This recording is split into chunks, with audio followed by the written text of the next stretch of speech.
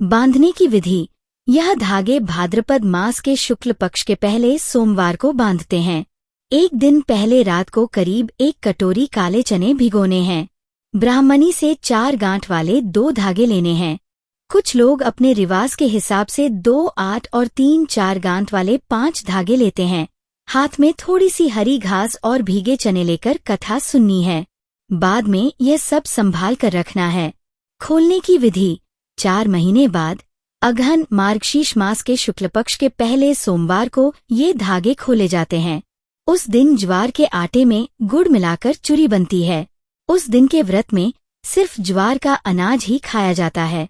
हाथ में ज्वार के दाने लेके यह कथा सुनी जाती है। संभाले हुए धागों को भोलेनाथ पर चढ़ा देते हैं और चूरी का भोग भगवान को लगाकर सब में बांट देते हैं और आप भी ग्रहण करते हैं। भोलेनाथ के धागे बांधने और खोलने की कथा। एक राजा का रसोइया रसोई में जूठ डालता था। कुछ समय बाद उसके शरीर में कोढ़ हो गया। रानी ने राजा से उस रसोइये को घर से निकाल देने को कहा तो राजा ने कहा कि पुत्र की तरह पाला है, जवाब देना बहुत मुश्किल है। रानी ने कहा आप अपनी खड़ावे उल्टी करके उतार दो, वह सब समझ जाएगा।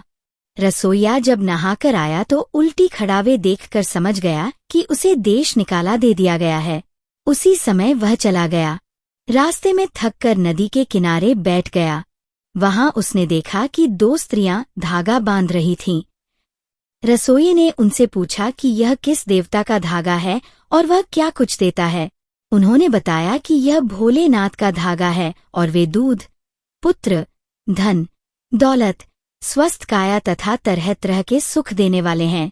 उसने भी उनसे अपनी देह ठीक होने के लिए एक धागा लेकर बांध लिया। उसका कोढ़ ठीक हो गया और वह वहीं जंगल में रहने लगा। एक बार राजा जंगल में शिकार खेलने गया तो उसने उसे देखा और हैरान होकर पूछा कि तुम्हारी देह कैसे ठीक हुई। उसने महादेव के धागे के बारे में सविस्तार बता दिया। राजा के कोई संतान नहीं थी। उसने भी एक धागा रानी के लिए लाकर देने को कहा।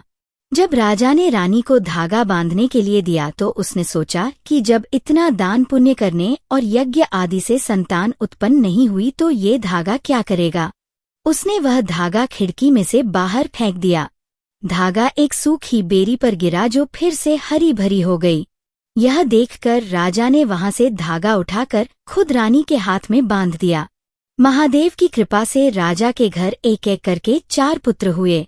रानी हमेशा चरी ज्वार के आटे की चूरी बनाती थी। एक बार वह किसी काम से गई तो उसने अपनी बहुओं को कहा कि ज्वार चूरी बना देना, परंतु उन्होंने गेहूं के आटे की भूरा डालकर चूरी बना दी। पीछे से राजा आया। उसने बेटों से अपना चूरी का हिस्सा पूछा। बेटों ने कहा कि परात के नीचे पड़ा है। जब उसने परात उठाई तो उसमें शिवजी के कोप से कीड़े पड़े हुए थे। राजा ने महादेव से क्षमा मांगी और सो गया।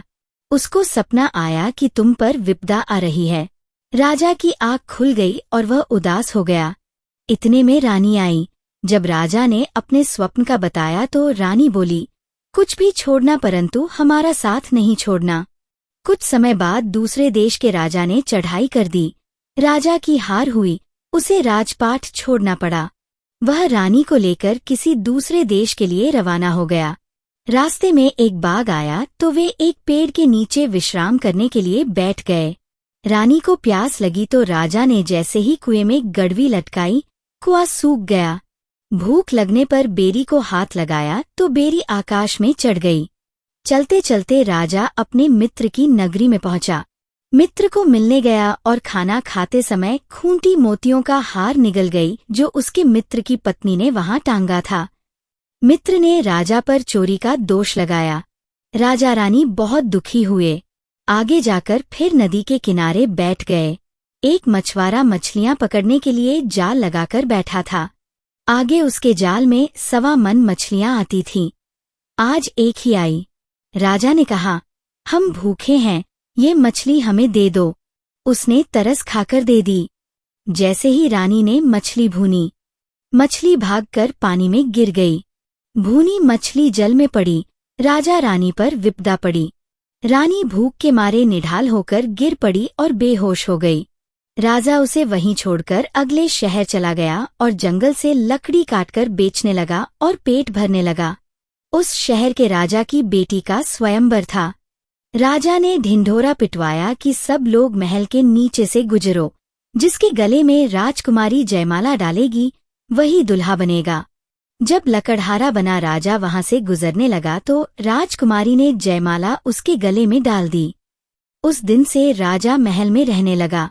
उधर जब रानी को होश आया तो वहां राजा को न पाकर वह रोने लगी। थोड़ी दूरी पर उसको एक कुटिया दिखी। वह वहां गई तो उसने कुटिया में रहने वाले साधु को आप बीती सुनाई। साधु ने उसे अपनी पुत्री बनाकर अपने पास रख लिया। साधु भिक्षा लेकर आता तो रानी खाना वगैरह बनाती। एक दिन उसने साधु से कहा, पिताजी आप आज थोड़ी सी कच्चा सूत और चरी का आटा लाना, मैंने महादेव का धागा बांधना है। साधु ने ऐसे ही किया और रानी ने धागा बांध लिया। जब धागा खोलने का समय आया तो रानी ने साधु से चरी के दाने व गुड़ लाने को कहा। साधु को कहीं से भी भिक्षा में चरी के दाने व गुड़ नहीं मिले। उसने सोचा कि चलकर राजा से मांगता हूँ ताकि उसकी बेटी धागा खोल सके। उसने दरबार में जाकर राजा से मांगा तो उसके दामाद ने साधु से पूछा कि आपने इसका क्या करना है। जब साधु बाबा ने अपनी बेटी के व्रत के बारे में बताया तो राजा ने उसकी बेटी को कथा सुनाने को कहा। साधु ने बताया कि उसकी बेटी किसी मर्द के सामने नहीं जाती तो राजा ने कहा, बीच में चटाई टांग देंगे। ऐसा सुनने के बाद साधु मान गया। जब रानी कथा सुनाने लगी तो उसने पूछा, आप बीती सुनाऊं या जग बीती? राजा ने कहा, आप बीती। रानी के कथा सुनानी शुरू की। वह जैसे जैसे कथा सुनाती चटाई ऊपर उठने लगी। जैसे ही कथा समाप्त हुई राजा रानी ने एक दूसरे को पहचान लिया। महादेव जी की कृपा से दोनों मिल गए। जब साधु रानी को विदा करने लगा तो उसने कहा कि मैं आपके पास ही रहूंगी, परंतु साधु ने उसे एक दही का भरा छोटा मटका देकर कहा कि जब दही हिल जाए तो समझना कि मेरा अंत आ गया है। अभी रानी थोड़ी ही दूर गई थी तो उसने देखा कि दही हिल गया है। उसने राजा के लाख समझाने पर भी डोली मोड़ने को कहा। जब रानी कुटिया में वापस आई तो अपने धर्मपिता को स्वस्थ पाकर बहुत खुश हुई और इस राज का कारण पूछा। साधु ने कहा कि मैंने तो तुम्हारी परीक्षा ली थी। तब साधु ने कुछ धान के दाने रानी के हाथ में दिए और उसे घर में चारों दिशाओं में छिड़क देने को कहा। फिर रानी ने महादेव से अपने भाग मांगे और राजा के साथ चल पड़ी। आगे नदी पर पहुंचने पर जहां भूनी हुई मछली भी खाने को नसीब नहीं हुई थी, मछलियां पैरों पर गिरने लगी। फिर आगे मित्र का नगर आया तो राजा मित्र से मिलने गया तो खाना खाते। ये चमत्कार देखकर सब हैरान हो गए कि खूंटी हार उगलने लगी। मित्र ने क्षमा याचना की, परंतु राजा रानी ने कहा कि उन पर शिव भोले की नाराजगी थी। आगे आए तो बेरी से पके हुए बेर अपने आप गिरने लगे। कुएं में से गड़वी अपने आप ऊपर आ गई। महल में आकर सबने उनको पहचान लिया। उनका राजपाट उन्हें वापस मिल गया। उनको अपने बेटे बहुए याद आने लगे। महादेव जी की कृपा से वे भी मिल गए। हे भोलनाथ, जैसे राजा रानी की विपदा हरी वैसे सबकी विपदा दूर करना। जय भोलेनाथ।